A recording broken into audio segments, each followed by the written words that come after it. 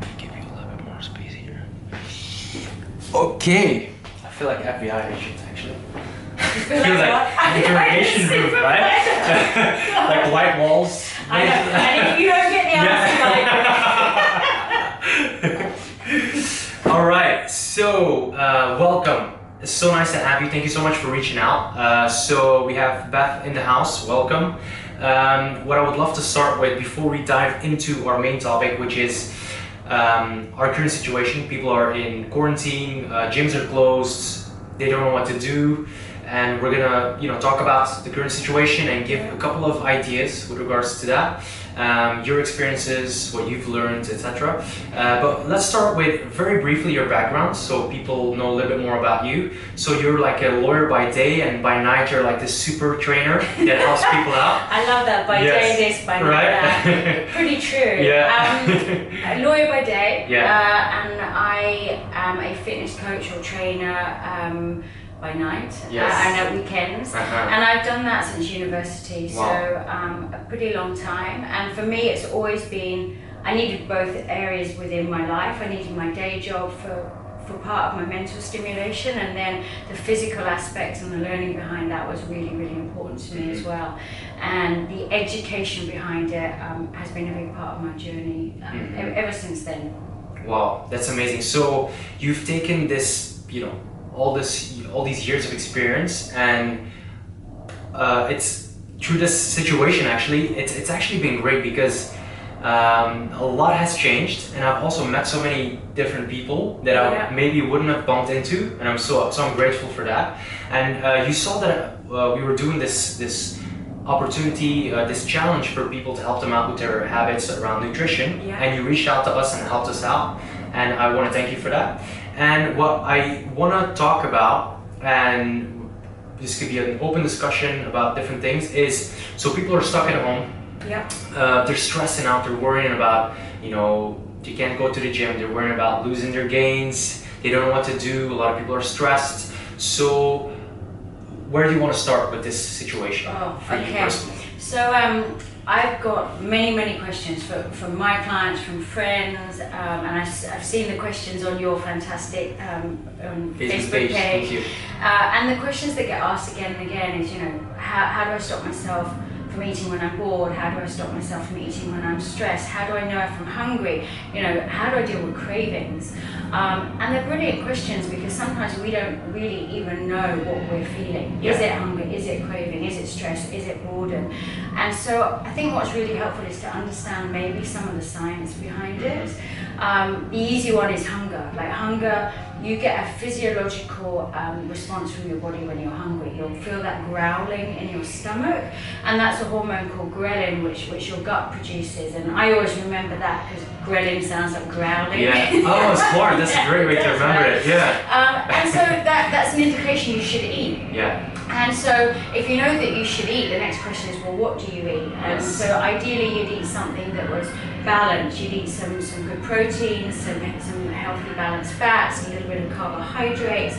And the reason for that is it will keep you fuller for longer, it will keep you satiated, and it will give you all the vitamins and the minerals and the nutrients that you need to stay healthy.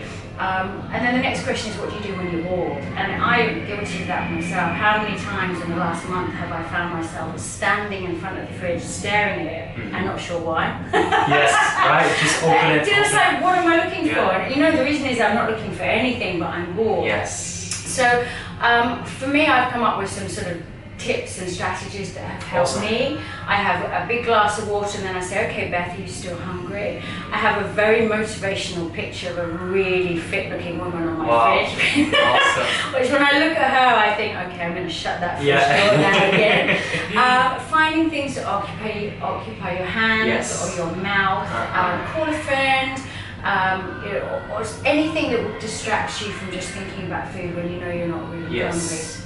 Stress is an interesting one, because we're often from childhood we're driven to reach for food because that's kind of been a stress response. And that's actually the worst time you should eat. So when you're stressed, your body is in what we call the sympathetic nervous state, and that's our fight or flight state of being, and that makes it very difficult to digest food. So if you're eating food when you're stressed, that food's tending to sit in your gut for longer, more likely to get bloating, more likely to get fermented. So if you're someone that suffers for any kind of gut problems, I would avoid eating when stressed, not always easy. And then the last one, which I think is super interesting, is cravings. And they've done some research that was released at the end of last year as to why we crave certain foods. So what happens is when we eat food, when it arrives into our gut, there's a message that's sent directly up to the brain. And depending on what that food is, releases certain amounts of dopamine. So you get a message sent from your stomach through the vagus nerve straight up to the brain to a part called the striatum. And it can be cucumber, so you probably won't get much of a dopamine hit from that. But if it's something that is quite nutrient dense, piece of pizza, for example, high in fat, high in carbs, you're going to get a fairly big dopamine hit from that. And what that means is, over time, your body learns very quickly from that. So it learns that every time you see a piece of pizza, every time you eat a piece of pizza, you're going to get a dopamine hit. And that's where cravings start to come from. And it gets to the stage where the body's so smart, it doesn't even need to see it. It can just smell it. Or, you know, even if it's not in front of you, you can just look at the picture. So the reason for explaining that is, if you're trying to mitigate those cravings, try and remove the temptation, get them out of the house. Don't have those visual cues or the sensory cues that are going to make you think about it. So when we hit quarantine, I removed all of my temptation foods out of the house, or I hide them. I don't hide them, I get someone else to hide them from me, because I'll find them. And another thing I had to do was that on my Instagram I have all these food bloggers that I love to follow. Cookie department, I had to take them off. That's something, you know, because as soon as you see it, you're like, I find myself hunting for it or craving it. So I guess the message, that's a long way of giving a short message, which is to take temptation out of your way, make it easy for yourself, don't have it around. If you know it's a food that will trigger that craving, just get it out of the apartment. That's something so, I mean, it's so great, because in our challenge, on day one, it was all about getting rid of the bad food.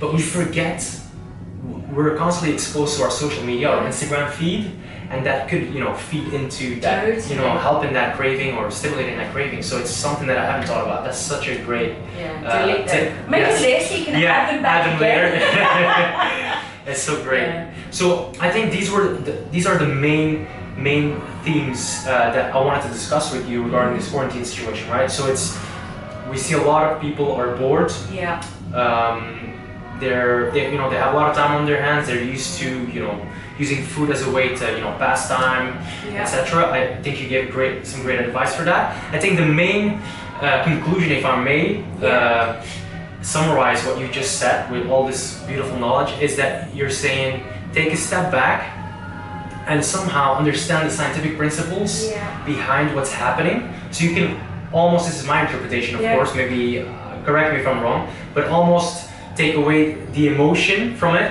and really see it from a more objective point of view. Absolutely. Right? Could you elaborate a little bit more on this?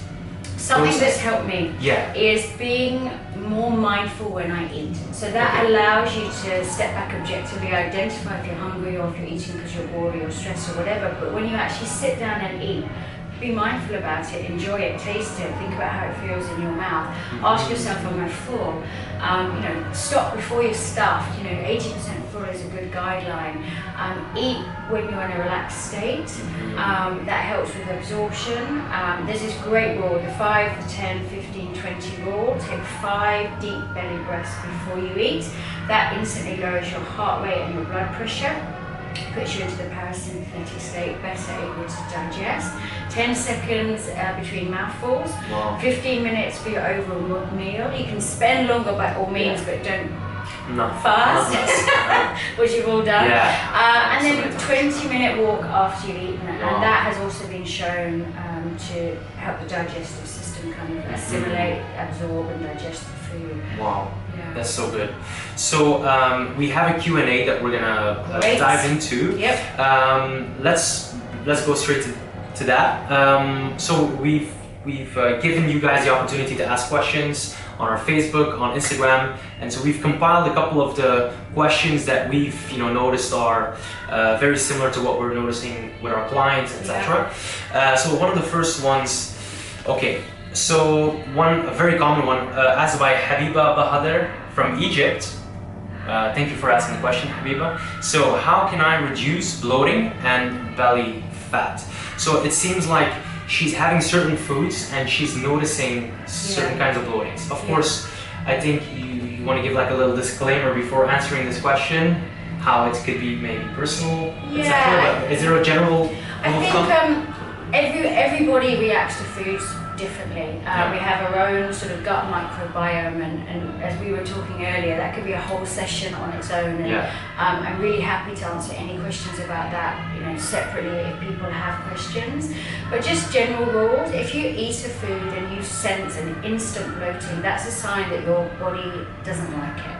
And that can be because over time you've eaten it so frequently that body has built up an intolerance. For some people it can be an allergic reaction. It can simply be as simple as that their body doesn't like it.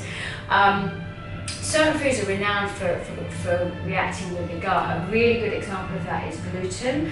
And the reason being is our gut is one cell thick. It's just one cell thick. And gluten as a protein, when we eat it, this is a great visual analogy. I like to think of gluten, it looks a bit like Bart Simpson with his spiky hair. So when we eat gluten in whatever food it might be, that spiky hair kind of knocks through the gut lining, which remember is one cell thick. So it makes little holes. And depending on your own body and your own microbiome, it might make a tiny hole, so you might not really notice very much. Might make a bigger hole, might make a window, might make a door, might make a huge gaping hole. And what that means then is food molecules can then pass through into the blood, and that is then what's going to help or contribute to bloating and that uncomfortable feeling in your stomach. Just on the topic of gluten, what they have also shown is gluten can actually go through the blood-brain barrier. Which is highly unusual.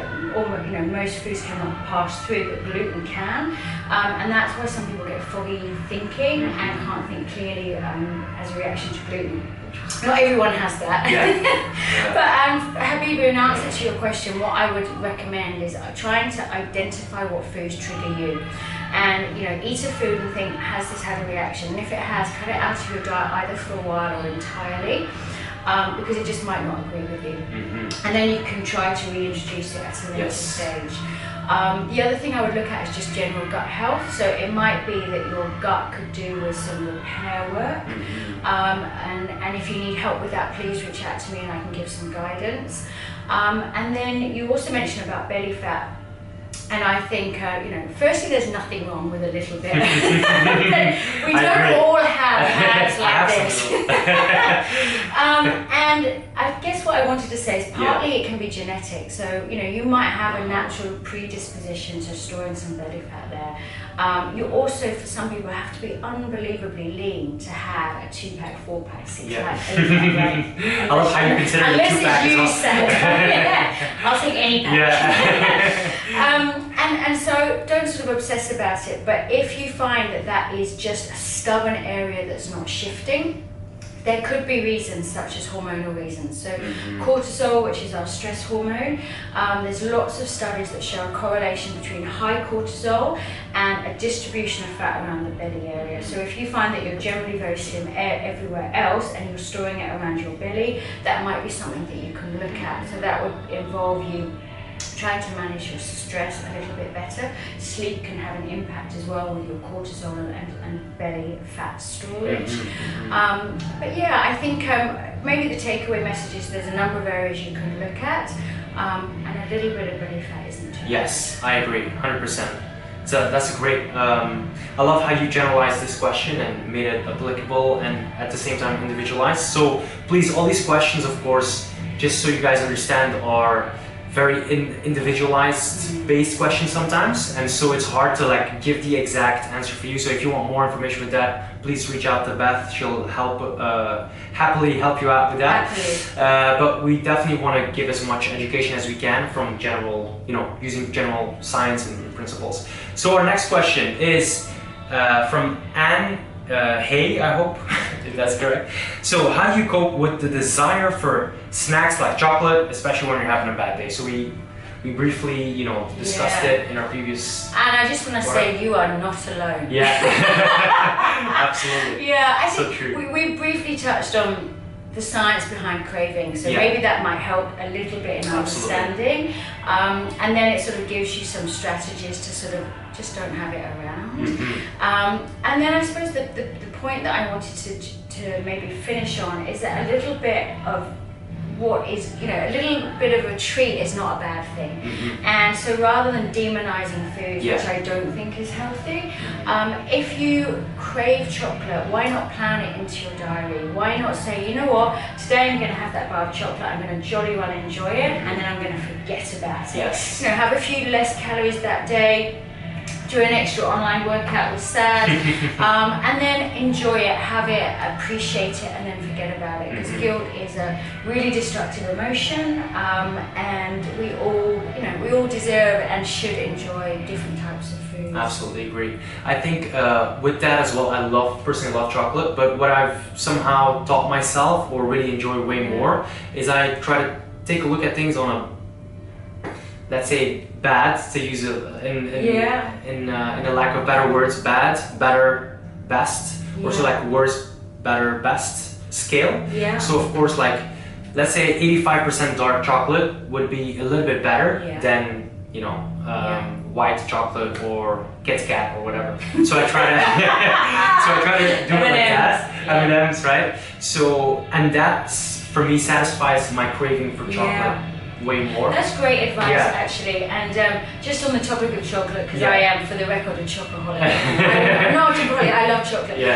It is the food that has the highest amount of antioxidants than any other food. Oh, wow. So, and that's the raw cacao. Yeah. So to your point, picking something that's 85% or raw chocolate is, you know, actually you can argue is very beneficial for you. Also has something in it called theobromine, which is a molecule which is not bad for you, but also encourages you to want more. And it's also in tea, it's also in the cola nut. So, you know, there are reasons why you might want to keep reaching for the chocolate, apart from just the fact that it tastes good. And it's full of antioxidants. Yeah, awesome. Enjoy some. Yes, absolutely agree. Awesome. Let's move on to our next question. We got a couple more. So, Karina Cruz. Okay, this is regarding the topic of workout nutrition. Yeah. Do I have to eat something before training? Because I prefer to eat when I finish. No, but you know what? I love this question because it's simple, but it covers some really important sports nutrition topics. No, you don't have to eat before you train, provided that you have enough energy to perform to your best within your training session. So a lot of people, if they eat directly before they train, can feel a little bit nauseous, doesn't really work for them. And so maybe eat an hour and a half or 2 hours before your training session.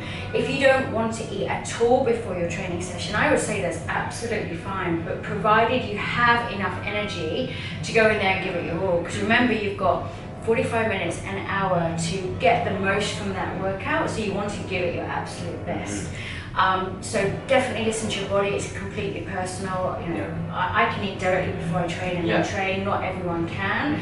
And then if you prefer to eat after your workout, then brilliant. And in actual fact, if you eat post-workout, your muscles are hungry to replenish the glycogen, i.e. the stored carbohydrates that you just used in that training session. So that means it's going to suck it all in, it's going to absorb it more, the muscles will be replenished, and the body will partition the food a lot more effectively.